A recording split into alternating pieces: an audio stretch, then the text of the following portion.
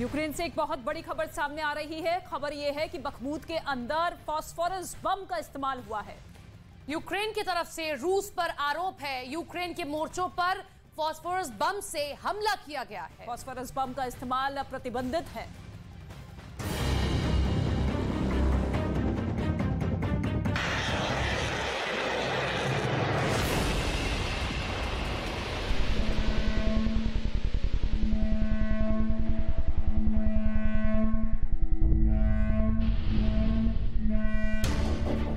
क्या यूक्रेन में पुतिन ने सीक्रेट वेपन लॉन्च कर दिया है?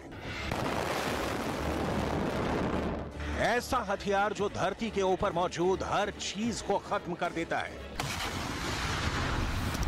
इंसान की एक ऐसी खतरनाक खोज जिसका इस्तेमाल पूरी कायनात को खत्म करने की ताकत रखता है, जिसके हमले से इंसान बिल्कुल भाप की तरह उड़ जाता है और अगर कोई जिंदा भी बचे तो वो ताउम्र घावों के साथ तड़पने को मजबूर हो जाता है।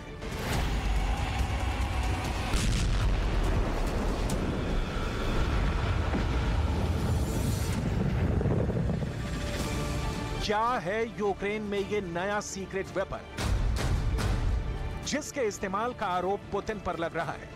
हम आपको इस सीक्रेट वेपन की पूरी हिस्ट्री और मिस्ट्री बताने वाले हैं, लेकिन सबसे पहले देखिए ये तस्वीरें। आखिर ये आग का उड़ता हुआ गुबार क्या है?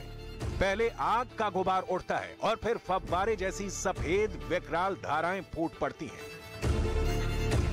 ये एक ऐसा भयानक विस्फोट है जैसे कोई ज्वालामुखी फट गया हो।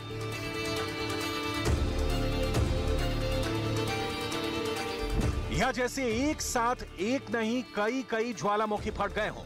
जंगलों को राख करते ये भयंकर आग से भरे हुए गुब्बारे नजर आते हैं, जो कि बहुत खतरनाक हथियार है।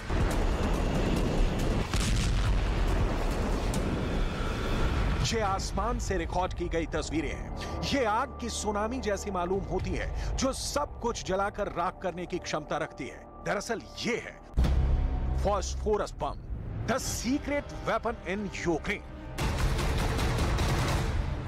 एक बार फिर पूरी दुनिया में इस डेडली बम की काफी चर्चा हो रही है।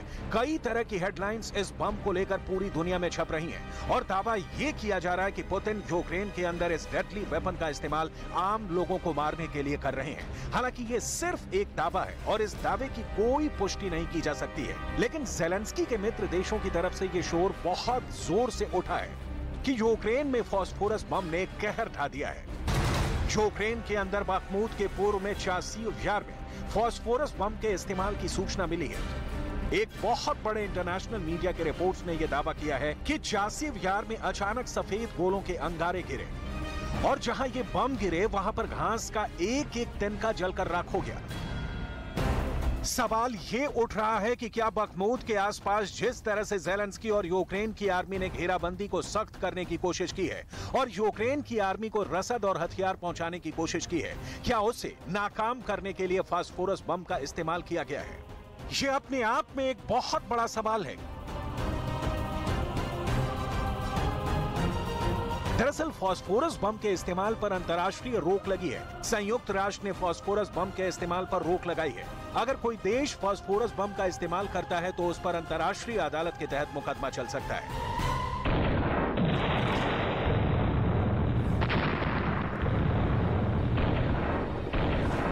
क्योंकि ये बम बेहद खतरनाक है। बखमूत में दावा ये किया जा रहा है कि हर तरफ से ज़ेलेंस्की की आर्मी घिर चुकी है। आधे बखमूत पर रूस का कंट्रोल है, लेकिन आधे बखमूत पर अब भी जंग जारी है। तो क्या आधे बखमूत पर यूक्रेन के फौजियों को निशाना बनाने के लिए फास्फोरस बम का इस्तेमाल किया जा रहा है? वैसे भी इस वक्त बखमूत में वैगनर के चीफ येवगेनी प्रिगोजिन का राज है, जिसको अपनी क्रूरता के लिए जाना जाता है। प्रिगोजिन किसी के प्रति जवाबदेह नहीं है और वो बखमूत पर कब्जा बरकरार रखने के लिए किसी भी हद तक जा सकता है। इससे पहले भी प्रिगोजिन ने अपने विरोधियों का खात्मा बहुत बेरहमी से किया है और अब फास्फोरस बम का इस्तेमाल भी किया इसी कड़ी का एक हिस्सा है।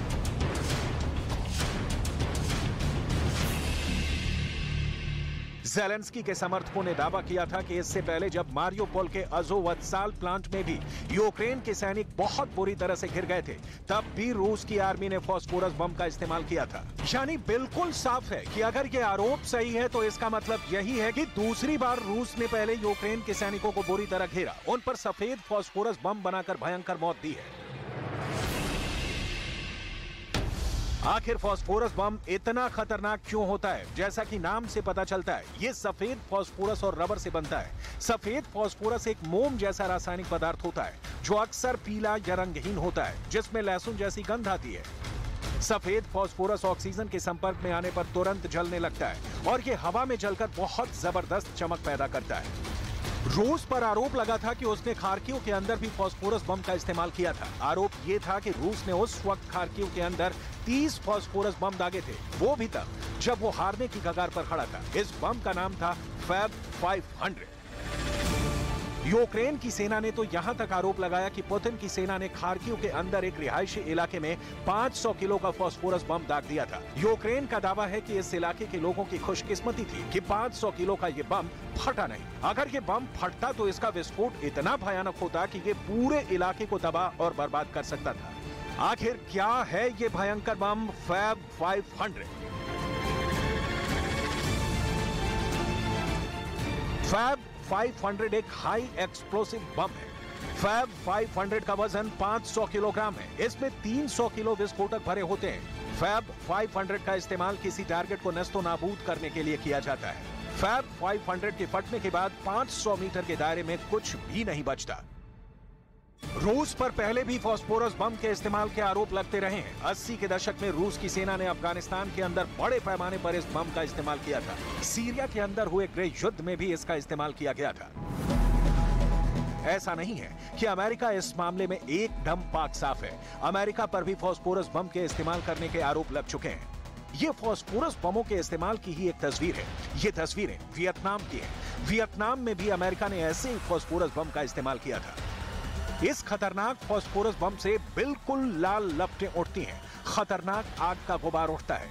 वियतनाम के हजारों लोग इस बम की चपेट में आ गए थे और अब ऐसे ही बम गिराए जाने के आरोप यूक्रेन में भी लगाए जा रहे हैं। अमेरिका पर आरोप है कि उसने साल 2004 में अमेरिकी सेना पर इराक के फालूजा शहर पर फास्फोरस बम का हमला किया था। इसके अलावा इजरायल ने 27 दिसंबर 2008 से 18 जनवरी 2009 तक ऑपरेशन कास्ट लीड चलाया था। यहां भी इजरायल पर गाजा में सफेद फास्फोरस के हथियारों का उपयोग का आरोप लगा था। सवाल है कि आखिर ये फास्फोरस बम तबाही मचाता कैसे है? फास्फोरस एक बेहद जहरीला केमिकल है। फास्फोरस बम फटने से ही इलाके की ऑक्सीजन सोख लेता है। फास्फोरस बम के फटने के बाद इलाके का तापमान 2760 डिग्री सेल्सियस तक पहुंच जाता है और इसके लाखों कण सफेद धुएं की शक्ल में इलाके में फैलते हैं। इसकी चपेट में आने वाले लोगों को तेज जलन और घुटन महसूस होती है। ये बम हड्डियों को नुकसान पहुंचाते हैं, शरीर पर गहरे घाव बनाते हैं। नियमित जलने की तुलना में ये घाव ठीक होने में अधिक समय लेते हैं। ये बम शरीर को कमजोर बना देते हैं, जिससे अन्य संक्रमणों की संभावना बढ़ जाती है। सफेद फास्फोरस खून में जाकर गुर्दे और हृदय को जहरीला बना देता है और शरीर के अंग काम करने में विफल हो जाते हैं। इससे निकलने वाला धुआं भी आंखों को अंधा कर सकता है। एक तरफ रूस पर यूक्रेन के अंदर फास्फोरस बम के इस्तेमाल के आरोप लग रहे हैं और दूसरी तरफ पुतिन ने क्राइमिया के अधिकारियों से मुलाकात की है और एक बार फिर यही बात दोहराई है कि क्राइमिया के लोग गर्व महसूस करते हैं कि वो अब रूस का हिस्सा बन चुके हैं। 9 лет назад крымчане и севастопольцы сделали свой однозначный и окончательный исторический выбор вновь и навсегда стать частью нашей единой большой страны. Очевидно, что для Крыма и Севастополя вопросы безопасности имеют приоритетный характер, особенно कुल मिलाकर ये एकदम साफ हो चुका है कि यूक्रेन और रूस की जंग खत्म नहीं हो रही है, बल्कि ये खतरनाक हथियारों के साथ और ज्यादा भयावह होती जा रही है।